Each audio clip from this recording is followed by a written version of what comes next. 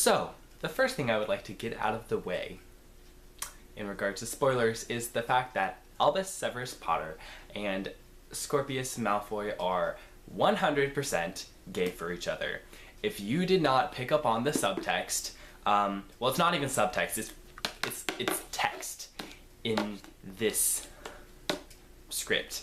And I don't know how the actor chose to interpret it on stage, but if they did anything less than what happened, then it's gay as hell. And it's actually perfect. I mean, those staircase scenes, you could just write it off as friendship, but I think that would almost be a disservice to be just friends. I mean, I know, but I want another story where Albus and Scorpius realize their love for each other and they just end up together happily ever after, because the lengths that they go through this play to reach out to each other and make sure that they feel safe and comforted, and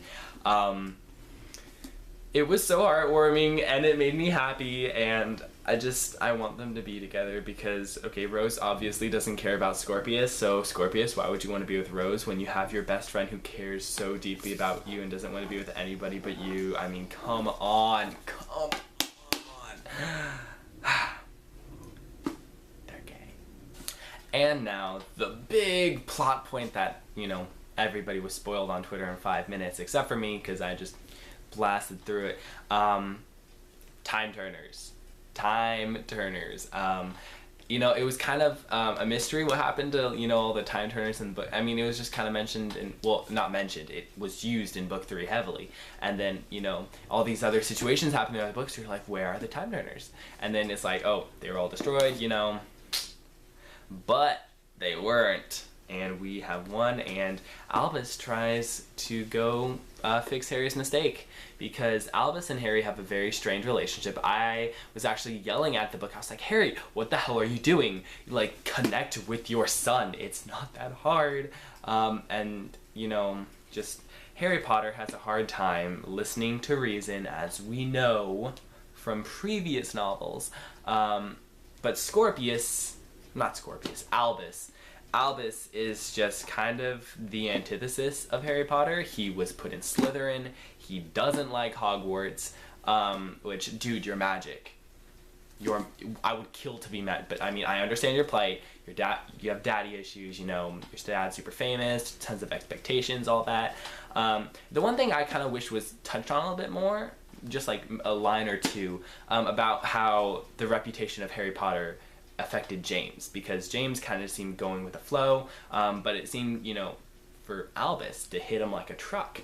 So, I mean, I would like to know a little bit more about that, but I mean, the story was obviously about Albus, so I'm not complaining.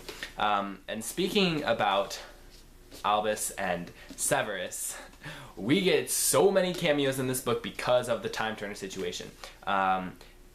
Albus and Scorpius go back in time to try to save Cedric Diggory from being killed, and they do this by trying to mess him up during the competitions, and they're egged on by Delphi Diggory, who is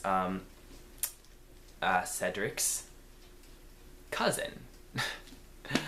And of course, in actuality, she is actually Voldemort's daughter, conceived between Voldemort and Bellatrix, which, first of all, ew. Second of all, does that even make sense in continuity? I don't know. Explain to me. Because, I mean, obviously, JK had to approve it, so it must be real. So Voldemort had time to get hanky-panky before the Battle of Hogwarts. Anyways, we get this super cool, awesome villain. And I mean super cool, awesome, as in that she has daddy issues as well. Everybody in this play has daddy issues. And she, can fly. Be interesting to see on stage, but as a villain, I kind of expected the reveal. I was like, oh, of course. At first, I actually thought she was gonna be worked into some kind of Hermione, Harry, Ron friendship with Albus and Scorpius, but luckily that didn't happen, and we just have the two friends, lovers. They're lovers, okay. Even Delphi, okay, Delphi shipped them too. So, I mean, she's evil. She used her dark magic. She saw into the future. She knows. She knows that they're going to end up together and making little Potter Malfoy babies with wizard magic. Anyway, so then after they go back in time, they totally mess everything up. I mean, Hermione is the Minister for Magic. Yes. And Ron runs a joke shop. Totally expected. And Harry is the Minister of Defense, I think. He's basically like the police chief of magic, which, of course. And of course, Hermione is checking on Harry's paperwork. I was just like, I love that. I was like, of course Hermione would be checking on Harry's paperwork. But anyway, so they go back in time, they mess everything up, and then, then suddenly Albus is in Gryffindor. Hermione is a bitter defense against the dark arts teacher, which was actually my favorite thing. Hermione as a teacher would be the worst. She was like, scolding the students for not knowing anything, and she's such a know-it-all, and it was perfect. And then, and then Ron was married to Padma, and I was just, what? It was super crazy. And then, of course, they deduced that the best way to fix everything is go back and mess it up even more. So then things happen, and then Scorpius ends up in Voldemort Day. Voldemort Day. Professor Umbridge, Headmistress Umbridge, takes him out of the lake and scolds him for not being, the Scorpion King like he usually is. And then, we're thrust into this alternate timeline reality thing where Voldemort has won, and it's all crazy. And then of course, he runs into Snape, and then Snape has kept the underground movement going with Hermione and Ron, and Hermione and Ron as freedom fighters. So great. And I loved in how all the timelines, they weren't married. And every time Scorpius said that they were married, they were like, what? And the sexual tension was like super obvious, and they were like, what? And it was like, come on, guys. And then even Snape, I love Snape's dig at Hermione was like, really? You're married to Ron? Like, and actually the scene with Snape made me cry a little bit, just because he was like, I'm proud that, tell Albus that I'm proud that he carries my name.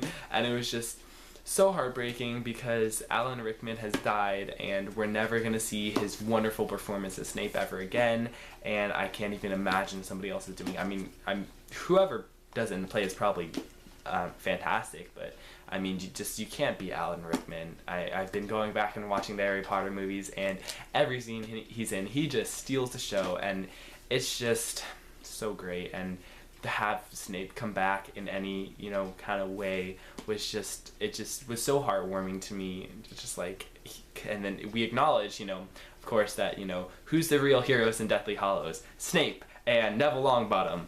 Woo! Yeah, Harry Potter, step over. We got some real heroes up in here. And then after Scorpius comes back and they fix it, Scorpius and Albus decide to destroy the Time Turner. But, they can't destroy it without first notifying Delphi, because she obviously cannot be Voldemort's daughter. That wasn't a possibility anybody ever thought of, or the fact, to double check with Amos that Delphi actually exists, actually is a cousin, These boys, they're so stupid, but you know what? Understandable. But still, I mean, come on. So then we get back, we visited the dragons, we visited the mermen, and now we're visiting the maze. All, amazing stuff from the Triwizard Tournament. And then we get our first real death in the play. We get Craig. And I don't actually remember Craig. Was he in the books?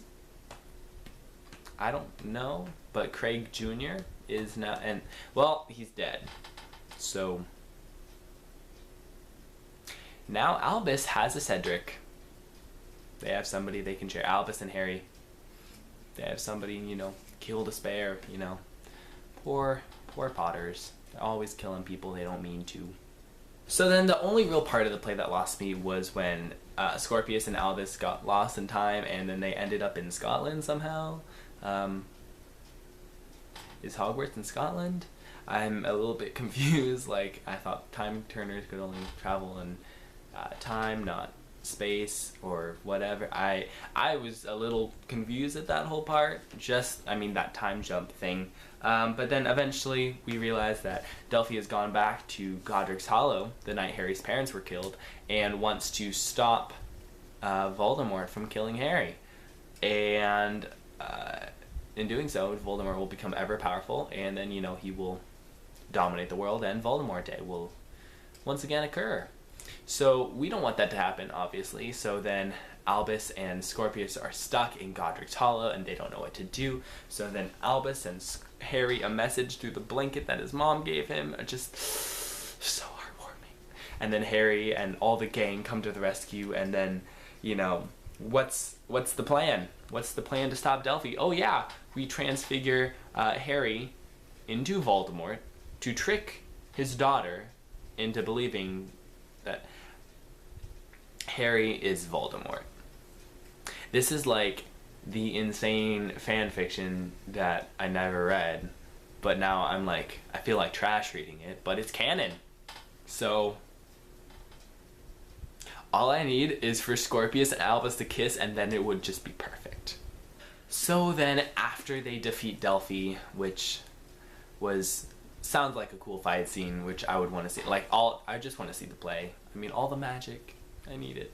But then we get everything all wrapped up and it's perfect, and then Albus Dumbledore in a portrait form tells Harry that he loved him, and it was just, everything was just so perfect. This play felt like the little epilogue side story thing to Harry Potter that we didn't need, but I'm just so insanely happy that we got, because it's just,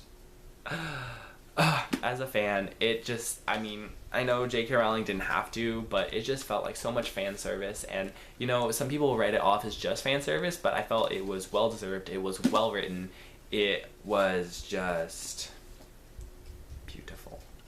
And so, with that, I will leave you with the wonderful Harry Potter and the Cursed Child, J.K. Rowling, and Jack Thorne, and John Tiffany, which I don't know how much they contributed to the story, but I'm just going to assume most of it was J.K. Rowling, and then she kind of told them what to write in stage direction type of thing.